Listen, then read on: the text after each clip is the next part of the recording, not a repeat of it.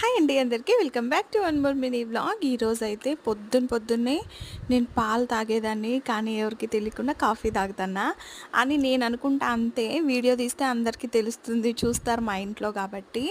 ఇంకా మధ్యాహ్నం లంచ్ లేకైతే పొద్దున ఇడ్లీ వేసుకొని తినేసినాం, అది క్లిప్ మిస్ అయిందనమాట. మధ్యాహ్నం లంచ్ లేకైతే వైట్ రైస్, పప్పు, మసాలా వడలు వేసినాను.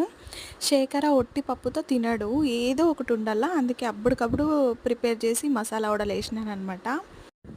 లంచ్ చేసేసి శేఖర పనుకున్నాడు. చిన్నోడు చూడండి, నేను అక్కడ మైదా పిండి కొంచెం పడిపోయిందనమాట, వేరే బాక్స్లోకి తీస్తా అంటే ఆ మైదా పిండిని ఎత్తుకొని వచ్చి పడుకోండే శేఖరకి రుద్దుతున్నాడు. మళ్ళీ వెంటనే టవల్ తీసుకొని తుడిచేస్తున్నాడు. వాడే అల్లరి చేస్తాడు, వాడే క్లీన్ చేస్తాడనమాట. నైట్ లంచ్లోకి అయితే పొద్దున్న చేసిండేదే పప్పు ఉంటే అందులోకి సంగటి చేసుకున్నా.